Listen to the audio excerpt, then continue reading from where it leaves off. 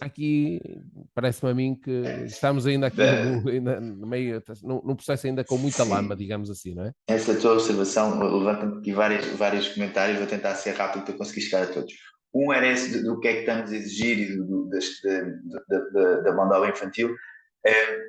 O assessment provoca essas coisas, mas vai às vezes mais além e pergunta inclusive do salário mínimo e depois mais do que o salário mínimo, o living wage também tem isso tido em conta. Portanto, há uma gradação que promove esta melhoria contínua, esta inovação de processos a vários níveis.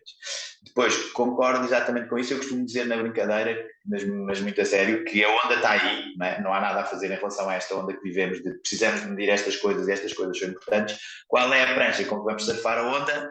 É o desafio. Eu acho que as ferramentas do Bileb são boas, mas já vimos muitas vezes acontecer que não são os que vão mais à frente, e neste caso o Bileb é reconhecido como tendo sido os pioneiros, que acabam por ser os maiores sucessos. E, portanto, nós temos este desafio entre mãos de nos conseguir adaptar e reagir a todos estes desafios que estão a acontecer.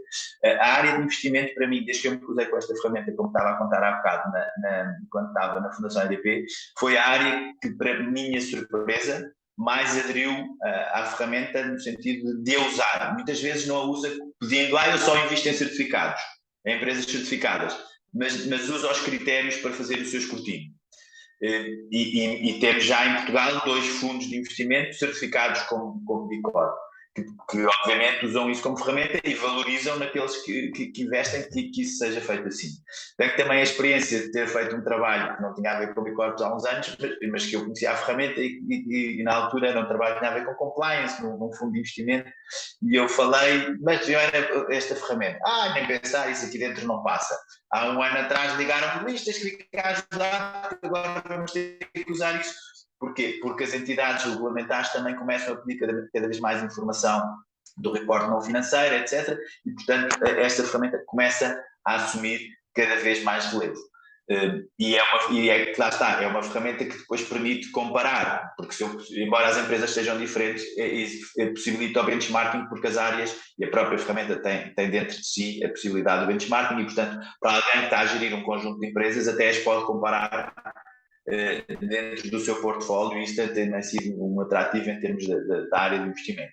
Em relação ao que estavas a dizer do Qatar e desse desafio, 2 pontos. Um é, e eu sou às vezes, até dos que às vezes um bocadinho mais ativistas na defesa deste ponto de vista, que é, nós queremos que a ferramenta ajude a melhorar. Não queremos que a ferramenta certifique só os bons, senão entramos um bocadinho naquele esquema das escolas que são muito boas, mas que fazem um grande exame de seleção à entrada e, portanto, depois é fácil ter os resultados finais bons à saída, não é?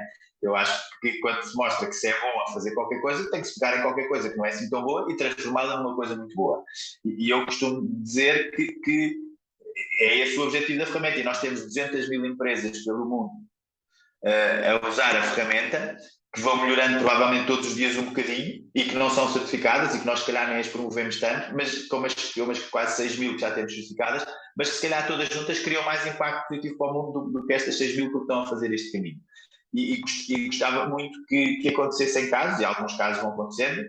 Vamos a contar dos 3 anos de transformação que a Nespresso teve que fazer para poder ser certificada, mas há, por exemplo, uma empresa que eu dou sempre, que infelizmente não é do universo B Corp, mas que eu gostava muito que tivesse sido com a ferramenta B Corp, que era uma empresa nórdica, que era de petróleos 100% e que hoje em dia é 100% renovável sem ter baixado a rentabilidade que dá aos seus acionistas. E, portanto, é este processo que queremos catalisar. E, portanto, quando dizemos que querer ter um clube de futebol certificado, é querer ter que esse processo vá acontecendo. Obviamente não vamos baixar a barreira, porque também não baixámos para a Nespresso, que teve 3 anos a tentar chegar lá e fazer as coisas como era pedido que fossem aos outros, porque senão também não é justo para os outros que já cá estão, não é? Certo. E essa do Qatar fez-me lembrar uma das empresas de Bicor que está na área do desporto, que outro dia deu os prémios dos piores anúncios para chamar a atenção, escolheu os piores anúncios. E um dos piores anúncios era como é que o Mundial do Qatar se diz que é muito ecológico e não sei o quê, e tem uma empresa de petróleos a financiar. Né? E, portanto, com isso, chamando também a atenção para dar nota de que sim, as B4 estão atentas a essas coisas. Certo. E que tipo de desafios já assististe, do ponto de vista operacional, que podem, no meio deste processo, que podem levar a que uma empresa tenha? Desafios, não sei, concretos, coisas específicas que a ferramenta A obriga. ferramenta vai disputar. Exato. Há uma que a ferramenta despoleta e que na versão que tem agora, eu espero que na próxima já responda melhor e que é logo a inicial, e que depois não responde muito bem, que é qual é que é o propósito da empresa? Porquê é que a tua empresa existe? E muitas das vezes a resposta é para fazer dinheiro. Então és igual a todas as outras. Não, a minha empresa não é igual às outras. Então explica-me lá o que é que tu queres fazer, porque só sabendo o que é que tu queres fazer é que consegues depois medir se estás a fazer, não é? Se medir o impacto. Para criar impacto, porque essa empresa tem que saber o que é que quer mudar. Portanto, existe logo esse desafio de definir ali bem um propósito e uma missão. Depois, coisas se calhar um bocadinho mais práticas e pontuais. Na área do ambiente, mede ou não mede emissões? É lá, medir emissões, mas o que é isso?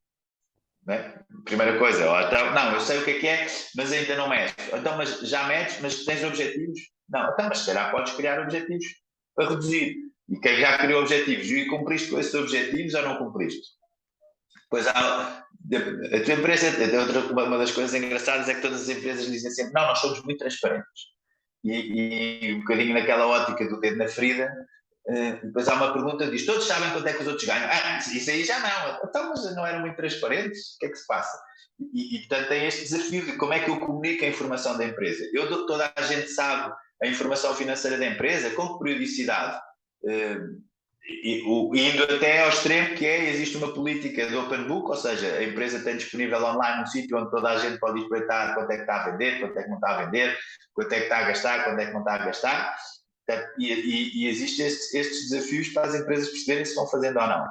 Depois temos outro desafio, que é aquele que eu sinto assim, se calhar como mais, vou chamar global, que é, em cada uma das áreas nós temos uma pergunta que chamamos de triagem do Impact Business Model, ou seja, do modelo de negócio de impacto, que é, tentando explicar isto de uma maneira breve, todas as empresas têm que ter recursos humanos, clientes e, portanto, esses procedimentos todos, mas dependendo da área de negócio em que estão, podem ter um impacto diferente, ou seja, alguém que vende painéis solares tem um impacto ambiental diferente do que alguém que vende parafusos, obviamente, não é? E, portanto, tentar incorporar também esse impacto ambiental que é causado através desse modelo de negócio de impacto. E muitas vezes as empresas acham que fazem coisas e fazem-no só pontualmente.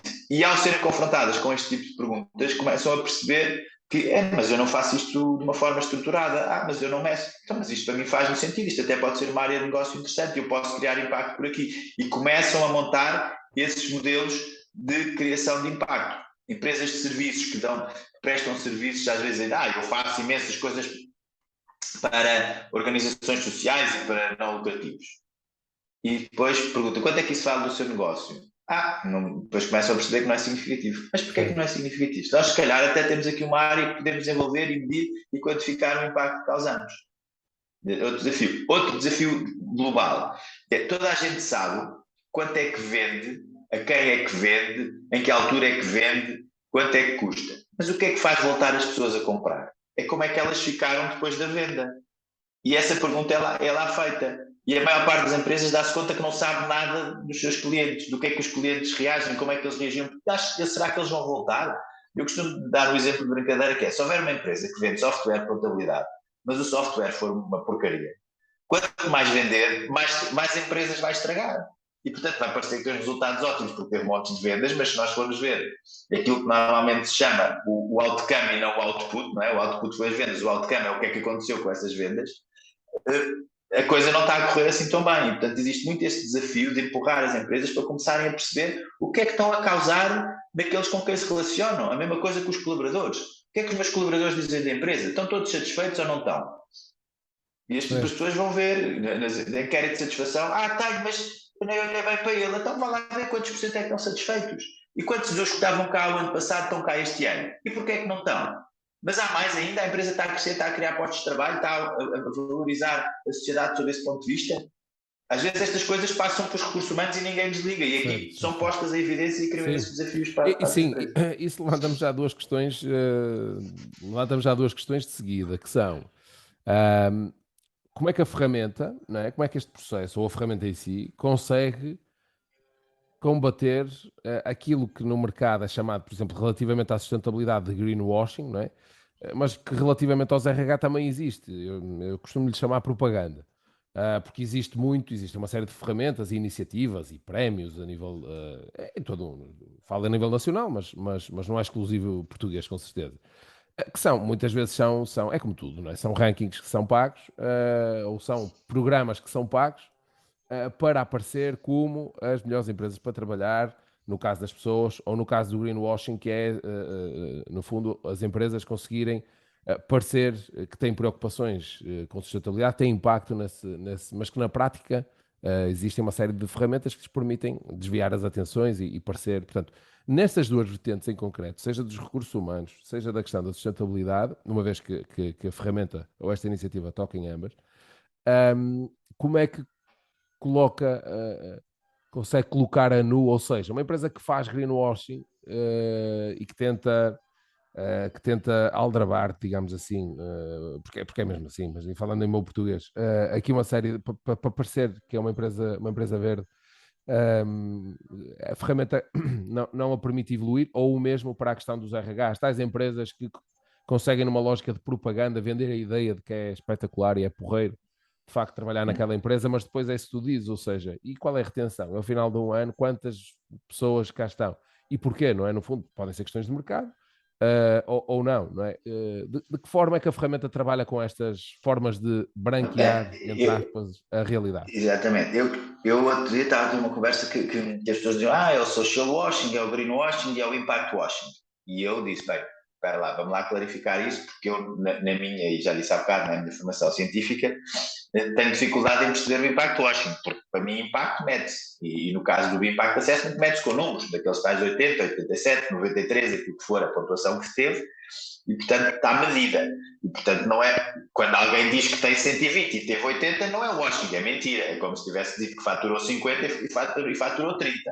Eu aí já não acho washing, acho que é mentira. Portanto, começa logo por aí, por termos uma medida objetiva. E em cada uma das áreas, também há pontuação para as áreas que está disponível publicamente e com a qual é possível as empresas fazerem benchmarking com as outras. Como é que chegamos a essa pontuação e como é que temos a certeza que ela corresponde de alguma maneira à realidade? Não é?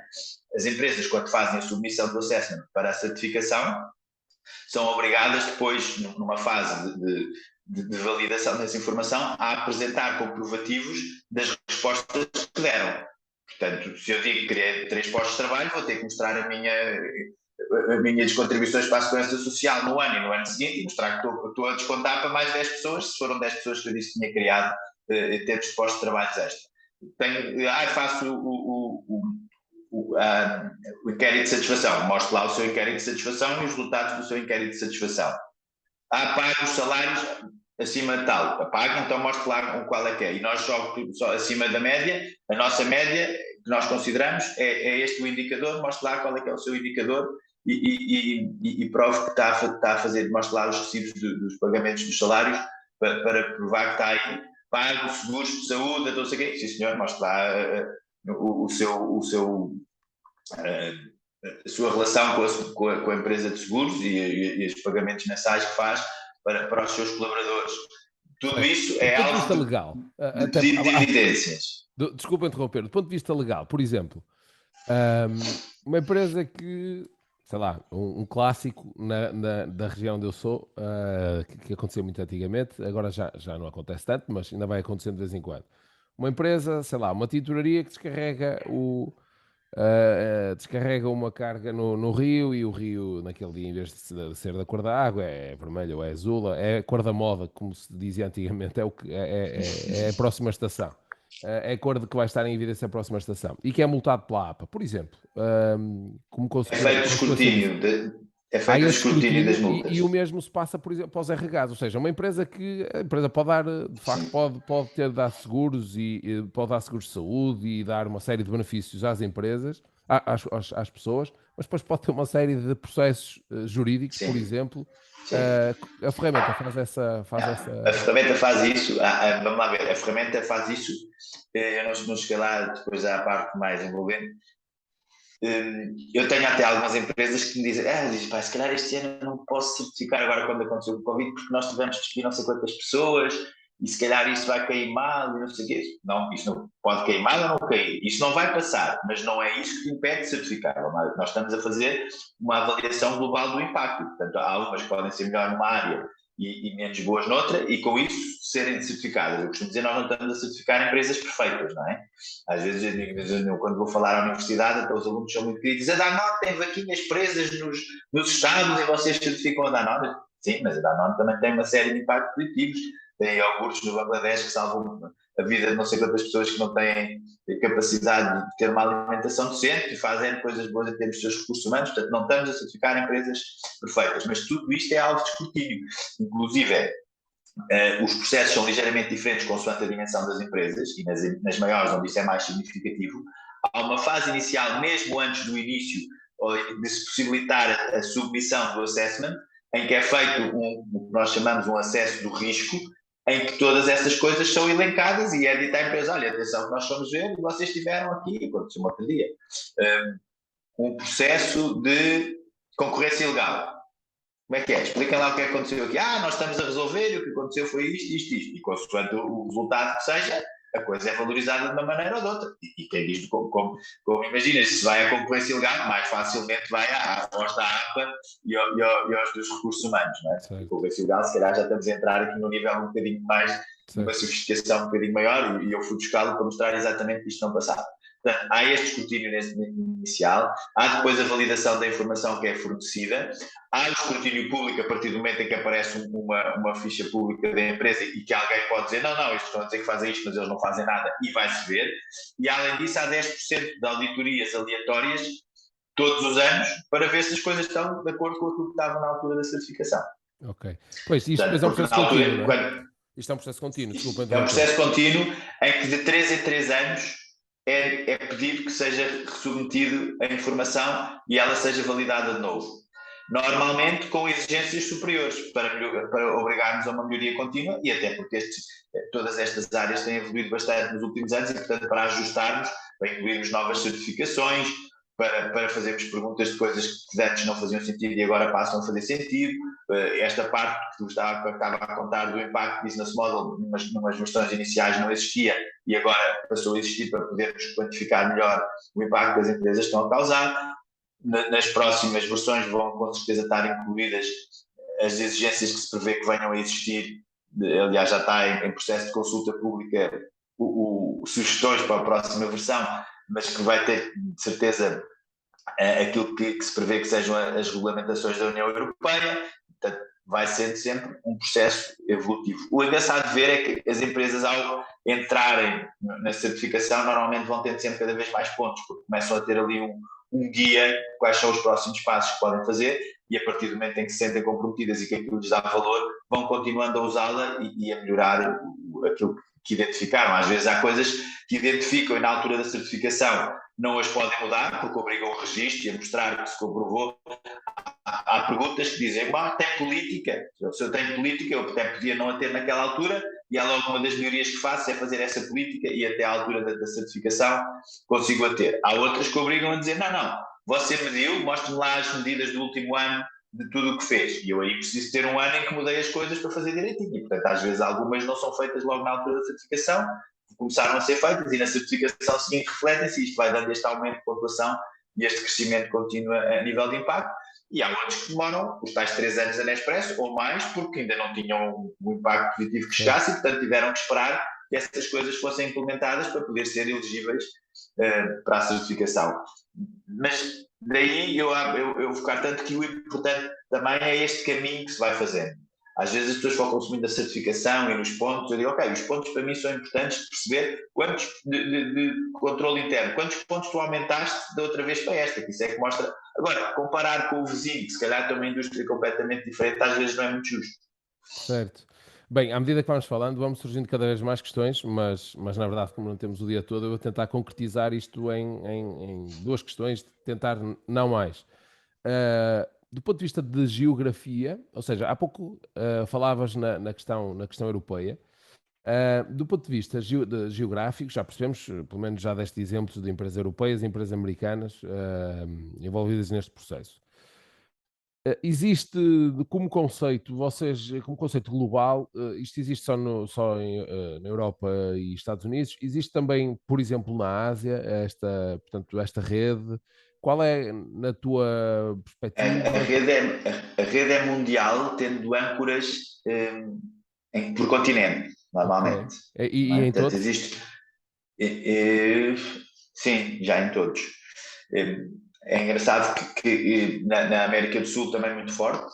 Por Ok. exemplo, temos, dar assim a distribuição mais ou menos das empresas: 1.000 no Reino Unido, 1.000 na Europa, 2.000 nos Estados Unidos, eh, e outras praticamente 2.000 na América do Sul, talvez um bocadinho menos, 500 na Ásia, onde está agora a crescer. Ok. Eu lembro-me de há uns tempos de terem perguntado: existe alguma na China? E eu disse: eu acho que existe uma em Hong Kong. E quando fui ver, já havia 10 na China. Porque começou a haver uma, e como sabemos, Pois. não é? Na China, quando há uma, depois é fácil chegar às 10 ou às 100. Portanto, vai Certo. rapidamente ser um sítio onde a Sim, no fundo coisa onde eu queria chegar era aí, ou seja, vai crescer. uma vez que são países, na China em particular, uma vez que são países com Há políticas um e sítio com... onde ainda não estamos, e é um desafio interno, estávamos outro dia a dizer: não pode ficar para trás, temos que perceber o que é que está a acontecer, que é na Índia. Pois, imagino que também tenha problemas idênticos aos da China no fundo, que existe esse desafio, desde logo das preocupações, que sabemos que não são levadas na mesma linha, não é? Porque nós Europa, Exatamente. sobretudo, temos vindo a ter cada vez mais exigências da própria Comissão Europeia, Claramente. para que as empresas adotem um estilo, uma série de preocupações do Daí ponto este de vista de impacto, desafio, de daí sustentabilidade, este no fundo. desafio da próxima ferramenta global, não ficarmos abaixo disso. Porque realmente sentimos que a Europa está à frente dos outros. E, portanto, se queremos continuar a ser a ferramenta de topo, temos que incluir claramente as novas exigências europeias, porque elas são aquelas que estão à frente das outras todas. Certo. Sabendo que para existir isto já pensando numa lógica mais macro, para existir um real impacto no planeta, não é? Não nos adianta andar sozinhos, a nós, Europa, preocupados com estes temas, ou sendo exclusivamente os preocupados com estes temas, quando depois, sei lá, em países como China ou Índia, que têm um impacto brutal, e aqui estou a pensar mais, quer dizer, estou a pensar em toda a linha, não é? Do ponto de vista da sustentabilidade, do ponto de vista das pessoas, quer dizer, não existem determinadas liberdades básicas, e do ponto de vista da sustentabilidade sabemos que não existem as metas nem de perto nem de longe, nem sequer existe a preocupação que existe aqui, nem de perto nem de longe. E, portanto, daí a minha curiosidade para perceber se era um processo que estava a ser também aceito do lado de lá. E depois, se calhar como última questão, para fecharmos, precisamente a questão da europeia, ou seja, existe de facto aqui tem vindo a existir uma evolução a nível de normativas europeias para estes conceitos, sobretudo a nível ambiental. Da sustentabilidade, existe até agora a taxonomia europeia, que tem vindo a sofrer algumas evoluções, foi até um pouco atrasada pela questão do Covid, mas que já agora, a 1 de janeiro próximo, vai obrigar a novas exigências, e está até em debate no Parlamento Europeu, determinadas medidas que obriguem as grandes empresas, no fundo, a serem as guardiãs do processo, ou seja, fazer com que coloquem na sua o ónus na sua cadeia de valor, digamos assim, a nível de métricas e exigências ambientais. Portanto, esta questão da Europa esta questão da Europa, isto é, dos normativos europeus, terá impacto na preocupação das empresas. As empresas estão preparadas daquilo que é um bocadinho da tua percepção, para responder a estes desafios, sabendo que alguns destes desafios são elevados, sem perder, no fundo, a competitividade, não é, das empresas, porque era aquilo que dizíamos e que dizias há pouco no início. Qual é o objetivo? Há muitos objetivos, obviamente, das empresas, mas desde logo a empresa tem que ser rentável, não é? Portanto, porque se não for, era aquilo que dizias sobre a Patagónia, se não for uma máquina de gerar dinheiro, quer dizer, ela vai deixar de existir, e é pior o impacto dela não existir, em princípio, a menos que seja uma empresa com impacto muito negativo, do que ela existir com um impacto mais reduzido. Ou seja, vamos conseguir abraçar aqui o melhor de todos os mundos, isto é, termos empresas cada vez mais que tenham um impacto, sabendo, e aqui pegando as tuas palavras, não existem empresas perfeitas nem vão existir, assim como não há pessoas, em princípio não há nada que seja perfeito. Portanto, de facto, quer dizer, a Danone não vai conseguir produzir iogurtes ao preço, no limite que produz, se não tiver as tais vaquinhas enjauladas, entre aspas, pronto. Ou seja, no mundo ideal, se calhar andavam todas em pastos verdes, mas temos que ser objetivos. Portanto, com isto dizer o quê? Será que é possível abraçarmos o melhor de todos os mundos? Por um lado, as empresas poderem ter um impacto cada vez melhor no ambiente, nas pessoas, portanto, do ponto de vista da gestão da empresa, em várias destas dimensões, e manterem-se rentáveis, tal como até aqui. Qual é a tua percepção um bocadinho daqui desta mescla de questões? Fui só aqui atualizar os números: 33 empresas Bicorpos com sede na China, 170 presentes, é o número atual. Ok. Voltando à pergunta anterior, em relação a isso que me perguntas, eu acho que isto, vamos lá ver, as empresas vivem inseridas no ecossistema sociedade, não é? E isto implica uma alteração de comportamento de nós todos como sociedade. E estas legislações, estas expressões que aparecem, são resultado disso mesmo, não é? Portanto, as empresas estão a ser empurradas, no bom sentido, a fazer esta mudança. E para serem competitivas e existirem, porque isto da sustentabilidade é muito bonito, mas eu digo sempre, o primeiro pilar da sustentabilidade é existir, porque quem não existir não cria impacto. Portanto, e eu tive esta experiência muito clara quando estava na Fundação EDPA para a criação de negócios sociais, e me diziam, eu não sei se vou cobrar por isto, sinto mal. Eu dizia, está bem, então não cobres, daqui a 3 meses estás a fazer o quê? Não sei, então não estás a ajudar ninguém. Portanto, mesmo para ajudar, para criar impacto positivo, é preciso existir. Portanto, não é escusado pensarmos que isto é conversa lirismo, e é por isso que eu gostei deste desafio, é que isto é para empresas, é para corpos, não é? Quem achar que vai fazer assim umas molinhas, não é a ferramenta certa, não é o caminho. Este caminho é para quem quer continuar a ter, como falávamos há bocado, e até usando uma linguagem um bocado bruta, máquinas de fazer dinheiro, neste sentido de que o dinheiro é uma coisa boa para criar impacto positivo. O dinheiro em si não é bom ou é mau, aquilo que nós fazemos com ele é que pode ser uma coisa ou outra, não é? Ou menos bom, ou menos mau, ou o que for. E, portanto, neste sentido, eu costumo às vezes dizer isto quando as pessoas acham que eu estou a falar e começam a sentir assim, mas sim, isto é muito giro, mas eu não sou gestor de empresas, eu não sou não sei o quê, não tenho nada a fazer. Não tenho. Quem paga os salários das empresas são os consumidores. Se nós não comprarmos nada a determinada empresa, aquela empresa vai morrer, porque quem paga os salários é o consumidor, não é? E, portanto, este movimento tem que ser acompanhado, como estava a dizer, de um movimento social em que temos que passar a discutir o valor das coisas mais do que o preço das coisas, porque muitas vezes a pessoa diz, isto é barato ou é caro, pelo valor do preço, e não vê pelo número que está no preço, não é? E não pelo valor. E às tantas, nós temos que ter a consciência, se estamos a comprar uma t-shirt por €1, não podemos depois estar a exigir aquilo que estávamos a falar há pouco, de não haver trabalho escravo, não sei, alguém no meio disto vai ter que estar a ser prejudicado, não é?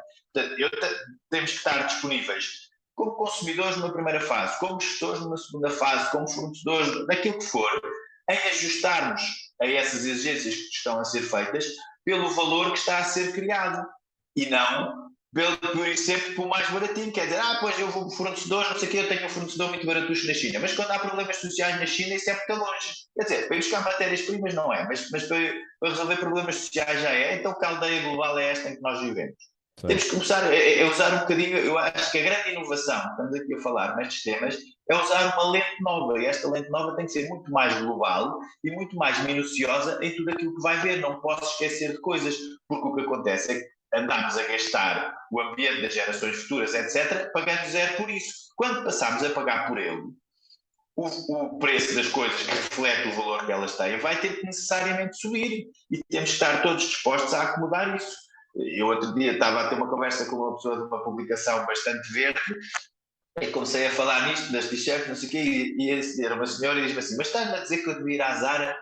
Não devia ir à Zara comprar uma de cada cor, devia ir a um sítio onde eu soubesse onde é que as coisas vinham e comprar só uma. Eu estou. Mas eu ainda não estou preparada para isso. Pois é, mas enquanto não estiver preparada para isso, então se calhar não faz muito sentido andar a fazer muitos artigos, a falar muitas coisas bonitas, quando no dia-a-dia não estamos dispostos a mudar. E é esta mudança do dia-a-dia que as empresas vão ter que fazer mas quer dizer, mas que eu acho que o ecossistema todo, governos, etc., também vão ter que ajudar, não é? A procura pública vai ter que ter isso em conta e vai ter que estar disposta a pagar mais para ter aquilo que está a pedir. Não vai poder dizer às empresas: tens de cumprir com isto, que eu passo a pagar o mesmo que pagava antes. Pois.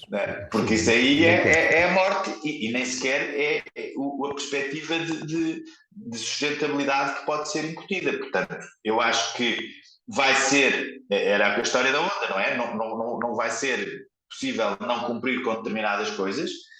Sinto, como está dos exemplos que estava a contar, que já há alguma mudança da parte do consumidor a valorizar determinadas coisas. É um bocadinho, eu acho que o exponenciar daquilo que nós vamos vendo do que acontece em algumas tendências de consumo, das prateleiras bio aumentarem cada vez mais nos supermercados, não é? Dos leites, que já não são só de vaca, já são de origem vegetal, também terem o produto com maior crescimento da área de produtos com maior crescimento da Danone, e sempre que agora tem essa relação próxima, é essa área dos leites não de origem animal.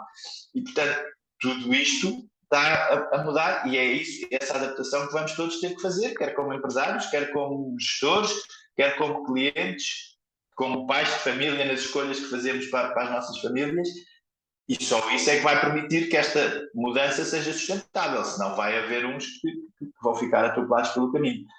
Agora, eu o que sinto da relevância por exemplo, das ferramentas é que elas vão ajudando a esta preparação e o facto de se relacionarem com uma comunidade, com empresas como a Patagónia, como algumas das que estava a falar, e até outras de exemplos mais pequeninos, mostram que é possível fazer as coisas bem, ou seja, criando valor para todos e ainda assim ser sustentável no sentido de ainda sobra, ainda vou pagar os meus acionistas de forma decente.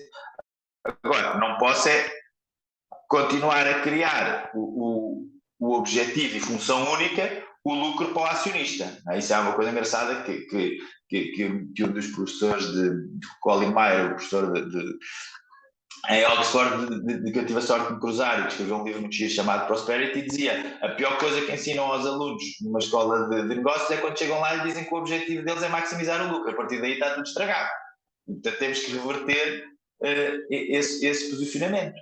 E é possível fazer, há histórias no movimento Bicorp de empresas que começam com um propósito de resolver um problema social, em que se pode pensar que isto devia ser uma ONG. Eu às vezes brinco com isso porque ponho as missões e tento que as pessoas identifiquem, e hoje em dia já é difícil perceber se as missões são de ONGs ou de empresas. E que neste momento a empresa que líder de chocolates na Holanda e que está presente em 7 países no mundo, começou para acabar com a escravatura nas plantações de cacau e continua a dizer que é isso que faz. Os chocolates, as tabletes de chocolate são uma ferramenta para esse meio e fatura mais de 50 milhões por ano, tem N colaboradores e um enorme sucesso. E cria valor desde das pessoas que plantam o cacau até aos meus filhos que adoram os chocolates. Certo. Bem, Luís, acho que foi um excelente exemplo para terminar. Como dizia há pouco, tinha uma série de outras questões, mas a conversa já vai longa.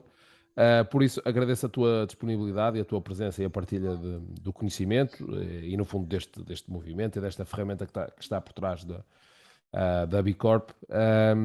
Creio, da minha percepção, é algo que ainda não está totalmente enraizado em Portugal, portanto há um longo caminho a fazer e que é um caminho e que por isso é desafiante, mas também acho que é um tema que está de tal forma a ter sido acelerado nos últimos 2, 3 anos, eu diria, pelo menos sinto mais, a todos os níveis, não é? Quando me relaciono com as empresas, quer por preocupação genuína das pessoas, quer por uma questão de marketing, quer por uma questão até a nível de imposição, entre aspas, legal, quando estamos a falar, por exemplo, em matéria de incentivos financeiros, por via da Comissão Europeia, que começa a colocar algumas ferramentas, a pedir alguns dados que começam a pôr as empresas a pensar nestes temas e, portanto, acredito que é um tema com uma tendência para, nos próximos anos, acelerar de uma forma exponencial, claramente. E, portanto, agradeço a tua disponibilidade e todo o conhecimento que partilhaste connosco. Muito obrigado, foi um gosto e concordo claramente com isso e, portanto, este desafio de poder ir falando destas coisas é excelente. Muito obrigado pela oportunidade e aquilo que Quem nos ouvir queira saber mais, é só entrar em contacto pelo site, quando quiserem. O meu e-mail também é fácil, é elamado@bicorporation.eu. Tudo aquilo que queiram perguntar, Exatamente. à disposição. E coloquem também nos nossos canais, também para ajudar a dinamizar, já sabem, partilhem quem tiver gostado da nossa conversa, partilhe com os seus amigos, com os seus colegas, com a família, com toda a gente, porque também só assim é que chegamos a cada vez mais pessoas. Obrigado uma vez mais, Luís, e até ao próximo episódio. Obrigado.